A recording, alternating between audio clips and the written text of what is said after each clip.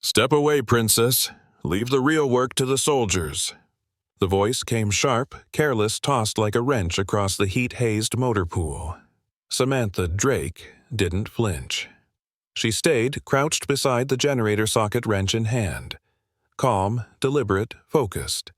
Dust clung to her boots. Sweat traced down her neck. The engine beneath her hands pulsed like a dying heart, and she was bringing it back to life. Behind her laughter, a few low whistles, the kind meant to bite. She didn't respond. Instead, she reached deeper into the machine fingers, coaxing power from a tangle of stubborn wires. One wrong turn, and it would short the whole compound. She didn't miss. Then it happened. A shift in her stance. A sound like breath catching on metal. Rip, the back of her shirt, caught on the generator casing. A tear opened just below her shoulders, and something stared back at them. A black and red tattoo carved down her spine. A sword broken in half, stabbing through a skeletal mask circled by 4 lightning bolts. Silence dropped like a hammer. No one laughed now, because real soldiers know that mark, and it doesn't belong to the living. The desert didn't care who you were, and neither did the generators. They either ran, or they didn't. Samantha Drake made sure they did. At the far end of Desert Bluff's maintenance yard, she became part of the background, tan cap pulled low, sleeves rolled, boots scuffed and quiet. Every morning she arrived before the sun had fully burned through the haze, and every evening she left after the last socket was tightened. But no one really saw her. She was the contractor, the one with no unit, no stories, no salute. "She's probably some Pentagon diversity hire Corporal Josh Reynolds," muttered one afternoon, watching her from a shaded corner. "Yeah," Private Tyler Mason snorted, tossing a rag over his shoulder. "Talks like a civvy, walks like she owns the place." Specialist Eli Brooks, younger and less sure of himself, frowned. "She doesn't talk at all." They watched her crouch beside a cracked panel box bare, fingers tracing heat lines along the circuit board. She worked fast, not rushed, not lucky, just certain. It was the certainty that unsettled them most, because she didn't ask questions. She didn't make small talk. She just fixed things. Things they had written off. When the alarm system in Sector 4 kept tripping at 3 a.m., she silenced it without help. When the backup feed in comms dropped, she bypassed the corroded fuse without so much as a manual. And when the main grid spiked dangerously close to overload last week, she rerouted the whole sequence using nothing but wire cutters and muscle memory. "It's like she's showing off," Tyler said, folding his arms. "Or trying too hard," Josh added. "Like she's proving something." The truth? She was, but not to them. She didn't flinch when someone moved her tools, didn't react when her name disappeared from the duty board. And when someone poured water into her voltmeter pouch, a silent, cruel sabotage, she just replaced the parts herself. To most of them, she was a ghost in grease-stained canvas. No rank, no stories, no right to belong. But Eli saw something different. The way her hands didn't shake near live wires. The way her eyes scanned every malfunction like she'd already lived through what would happen if it failed. He didn't know her story, but somehow she made him feel like she'd survived his story already, and maybe worse. Still, no one said it aloud. Not until the tattoo. But even before the ink, before the ripped shirt, and before the general came, Kiao, the truth was already there. She didn't move like someone fixing machines. She moved like someone remembering how to survive them. The morning started like any other. Samantha Drake was assigned solo to the GenCore 9 module near the communications bunker, the one no one wanted to touch because it had fried twice in a month and sparked hard enough to melt gloves. She arrived early, toolbox in hand, cap low over her brow. No one volunteered to assist. No one even looked her way. She didn't mind. She preferred the quiet. The casing was still warm from its last failure, metal hissing softly under her fingertips. She unzipped her jumpsuit halfway, like always tying the sleeves around her waist. Her tank top clung to her back, streaked with sweat and grit. No one should have seen what came next. As she reached deep into the belly of the generator, forearms, taut knees braced the edge of the casing caught on the back of her tank top.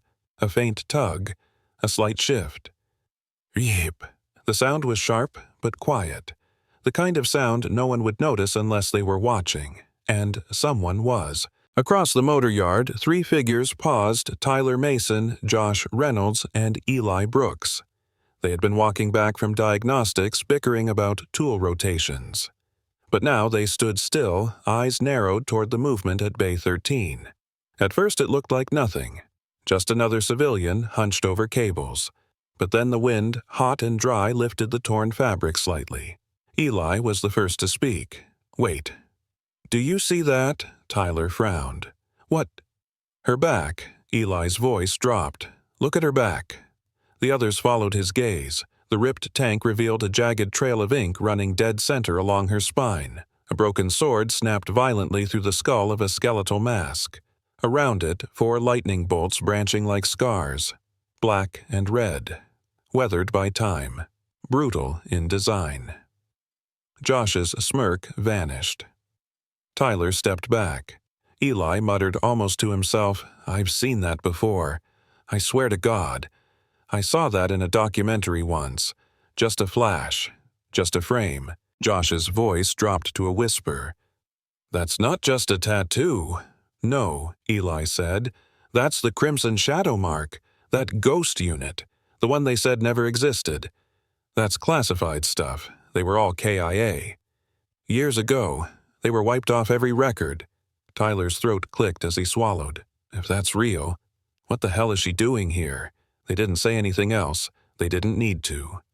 By the time Samantha stood and wiped her hands on a rag, the photo had already been taken a low angle. Grainy shot, snapped on a phone half hidden behind a clipboard. And 20 minutes later, it had made its way into the internal comms thread under a single line of text: "She's one of them." The response was instant. "No fucking way. That's Crimson. They all died in Alpharetta. Only if you believe what the report said. Why would someone fake that tattoo because some ghosts walk among us, and we were never meant to know?" From that moment forward, the base's energy shifted. Not suspicion, not mockery. Fear, the kind of fear reserved for things long buried and suddenly unearthed. No one approached her directly, but they watched. They whispered. They moved aside when she passed, not out of respect, but out of something colder. Because if that tattoo was real, then everything they thought they knew about Samantha Drake, the quiet contractor, the outsider, the nobody, was a lie. The shift wasn't immediate. It never was. But the next morning, Samantha Drake found her access badge flashing red at the calibration lab. Access denied. The tech on duty, barely out of training, gave her an awkward half-smile. "Sorry, ma'am. Looks like there's a clearance sync issue. You'll have to get reauthorized." She didn't argue. She never did. Just nodded, turned, and walked out. That afternoon, her name disappeared from the maintenance rotation. A sticky note was taped where it used to be, awaiting verification. By the end of the week, her tools had been moved, her locker reassigned, her nameplate gone. But what really got to her, wasn't the silence from others. It was the precision of their exclusion. Like someone somewhere had flipped a switch and ordered the system to forget her. Again.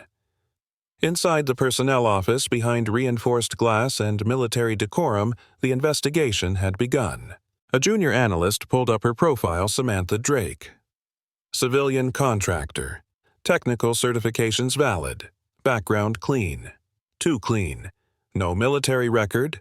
No DD-214. No prior employment under DoD contracts. She's got the skill set of a field engineer with 10 years in combat zones, but her resume reads like she fixed copy machines.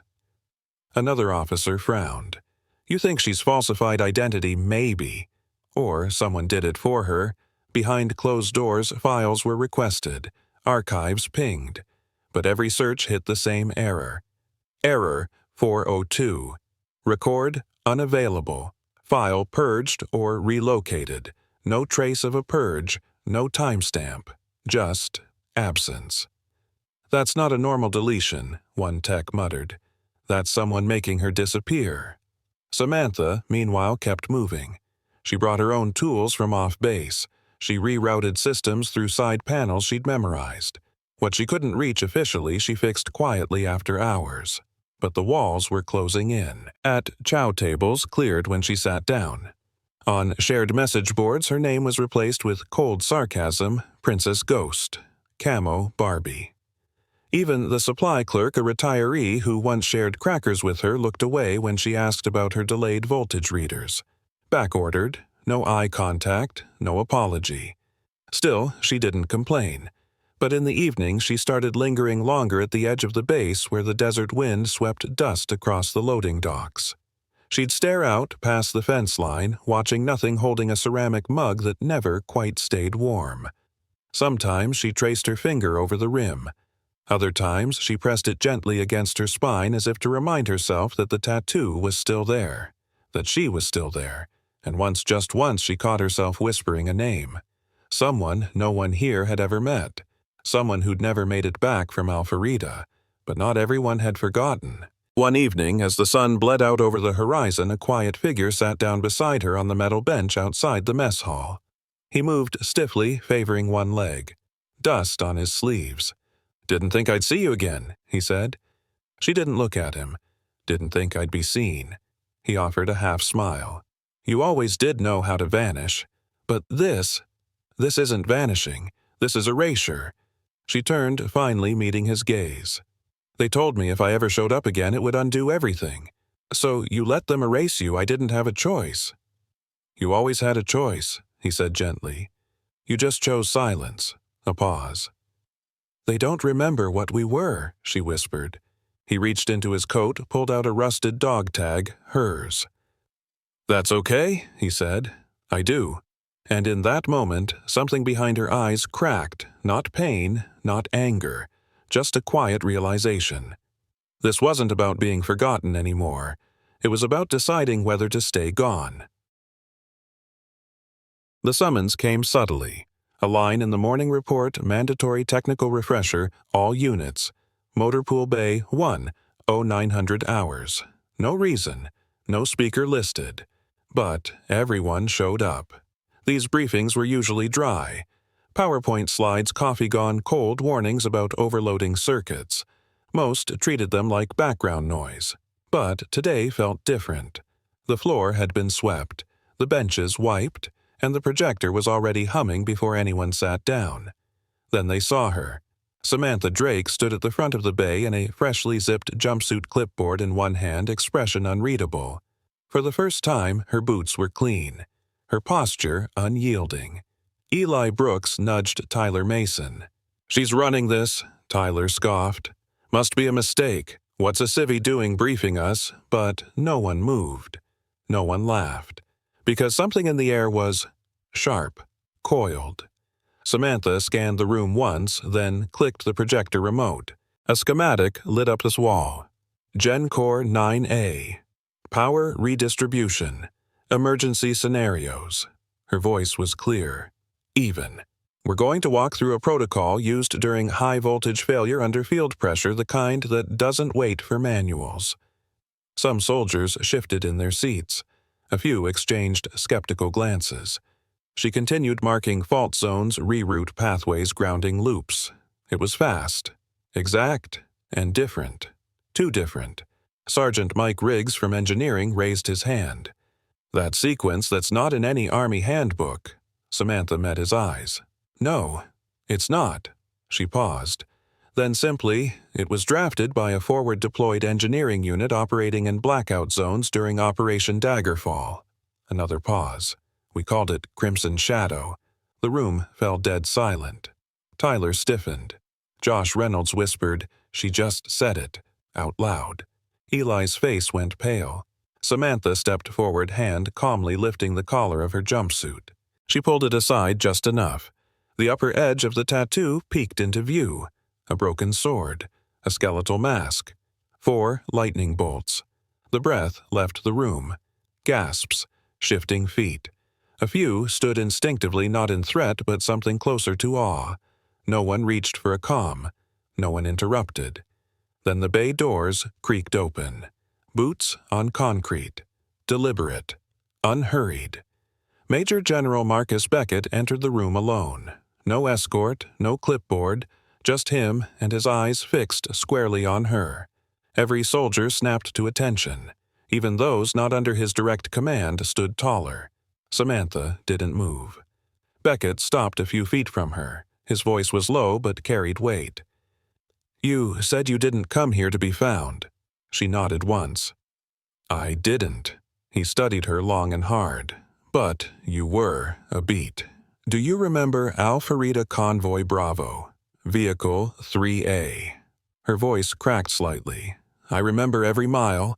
He exhaled, jaw clenched. "You pulled me from that wreck, under fire. My leg was shattered. You cut me out." "You didn't scream," she said quietly. "Didn't have time," he replied. "Thought I imagined you." Another pause. Then he turned to the room. "I signed off on her death certificate 13 years ago." Eyes widened. Her file was purged, her name erased, because command decided silence was cleaner than truth. He faced her again, but the truth never burned. It waited. She met his gaze. "So what now?" His voice was steady. "Now we stop pretending ghosts don't exist." The silence that followed wasn't empty. It was respect, earned not by rank, but by return. And for the first time Samantha Drake stood not as a shadow, but as a soldier who had survived being forgotten and proved herself by simply refusing to vanish. The motor pool bay stood in stunned stillness. Samantha Drake didn't step back. She didn't step forward either. She simply stood, collar slightly lowered, tattoo still visible, spine straight as steel. Across from her, General Marcus Beckett remained frozen for a breath too long. Then he turned to face the room. His voice, when it came, didn't bark orders like it usually did. It trembled low and sharp like something cracking under years of weight. "This woman saved my life." No one spoke. 13 years ago, at Alpharetta, under mortar fire and no comms, I was trapped under a wrecked MRAP. Leg broken. No exit. The evac had been called off. Someone pulled me out anyway, dragged me through fire. He turned to Samantha. "I never knew who." She didn't blink, just said softly, "They said it would be easier if I stayed dead." Gasps rippled. "Easier for who?" Sergeant Riggs asked almost involuntarily. Beckett's jaw tightened. "For the brass. For the story they needed to sell. Crimson Shadow was never supposed to exist, but they did. She did." He gestured toward her. "And we buried that along with half her unit." Tyler Mason looked down at his boots. Josh Reynolds shifted uncomfortably. Eli Brooks just stared wide-eyed.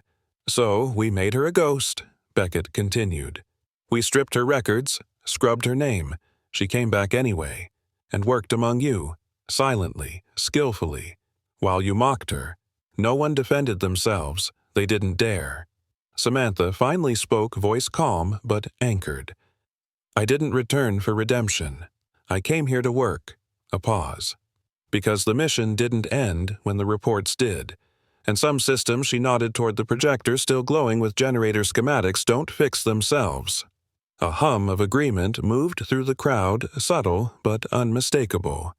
Beckett stepped forward again, standing beside her now. "You don't need to salute her," he said.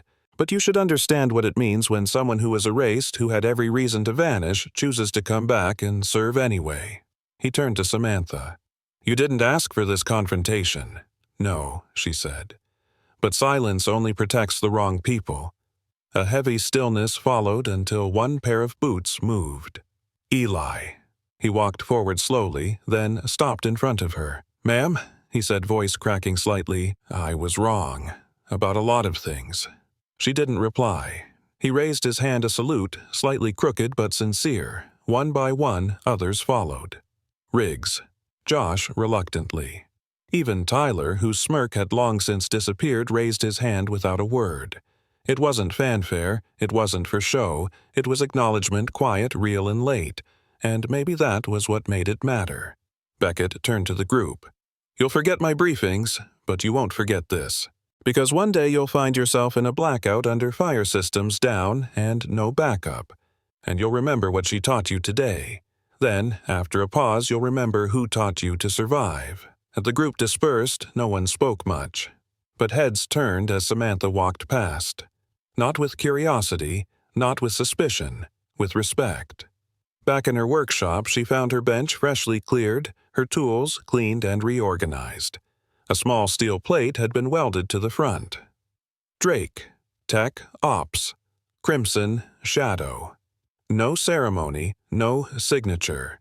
But someone somewhere had finally written her name back into the system, and this time it would not be erased. The changes didn't happen with fanfare. There were no official speeches, no banner raised in the motor pool. No reporter came to ask her how it felt to be discovered. And that, honestly, was exactly how Samantha Drake preferred it. What changed were the little things.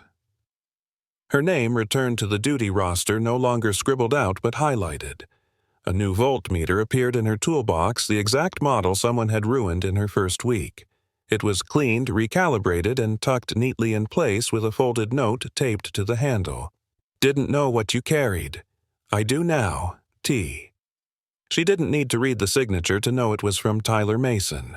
In the mess hall, she still sat at the edge, but this time she wasn't alone. Eli Brooks appeared one afternoon with 2 cups of coffee set one in front of her without asking, and sat quietly. "Your capacitor bypass trick," he said after a long silence. "Cut our load time in half." She nodded. "Cross-ground the fuse junction. It'll hold longer." He grinned shy. "Already tried. Worked like hell." Later that week, she found herself surrounded by a small cluster of young techs after shift, not interrogating her, not gawking, just asking. "What's the fastest way to reset a field panel under fire? Is it true you once rerouted power using only copper wire and chewing gum, ma'am? What do you do when the lights go out and no one's coming?" She didn't tell stories. She taught systems. But, in between diagrams and grounding loops, they began to understand something deeper, the kind of knowledge no manual could teach. The kind that only lives in people who survived when they weren't supposed to. And, in that silent exchange between solder and memory, respect was earned, not demanded. One morning, Samantha arrived at her workstation to find a new metal plate welded into the front edge. Smooth, polished, clean. Drake, Tech Ops, Crimson Shadow. She paused for a moment, fingers brushing across the letters. Then, without a word, she set down her coffee and began working, same as always. Across the compound, Major General Marcus Beckett made quiet moves of his own. He pulled files, reached out to other bases, found 2 more names that hadn't been spoken aloud in over a decade. One ran a hardware store in Nebraska. Another taught boxing in El Paso. All ghosts, all erased, all remembered now. At his next briefing, Beckett said little. Just 1 sentence dropped at the end of a standard safety update. Sometimes the most valuable assets in your system are the ones someone else tried to delete. No one needed names. They already knew who he meant, and Samantha, she didn't need a title, but one came anyway. Senior Technical Advisor, Power Systems, Ops, and Field Training. It wasn't a promotion, it was a correction, a restoration. She spent her evenings back on the bench behind the generator shed, boots off, same tin cup in hand. But now others joined her, quietly, respectfully, tools in hand, questions ready, and she welcomed them, not with a speech, just with a nod and 4 words. Lesson starts at 1900. Because some stories don't end in parades or medals. They end like this in dusty corners passed through calloused hands kept alive not by fame, but by function. And those who learn from her, they won't remember her rank, but they'll remember her presence. Because Samantha Drake didn't come back to be honored. She came back to make sure no one else had to walk invisible ever again. The sun crested over Desert Bluff with the same dry indifference as always, but something was different. At morning roll call, not mandatory, not ceremonial. General Beckett stood at the edge of the formation flipping through a clipboard like usual, until he paused, cleared his throat. "One final update," he said. "Effective. Today, Samantha Drake is appointed Senior Technical Advisor to Power Systems Operations and Training." No applause, no grand reaction. Just a moment of collective breath, and a few heads turning toward the woman standing in the back, arms folded, expression calm. She didn't step forward. She didn't smile. She simply gave a subtle nod, the kind you give when you've been seen after too long in the dark. That night, as the desert wind returned, Samantha sat on the same metal bench behind the generator shed. Tin cup in hand, boots off, dust on her shoulders like always. But this time, she wasn't alone. 3 young techs approached, quiet, awkward notebooks in hand. They didn't ask permission. They just sat. She looked at them for a moment, then tapped her watch. Lesson starts in 5. They nodded, already flipping pages, listening with the kind of silence that only real respect knows how to hold. Because she wasn't a legend to them. She was living proof that even when you're erased, you can still rebuild. That survival isn't just about breathing, it's about returning when no one expected you to, and choosing every single day to show up anyway. If this story reminded you of someone who served quietly, who carried weight long after the battle, we want to hear their name. Drop it in the comments. Because stories like Samantha's aren't rare. They're just rarely told. And if you haven't yet subscribed to Veteran Viker and hit the bell, there's more coming. More ghosts to remember. More light to shine where silence used to be. We'll see you on the next ride, where honor rides with us always.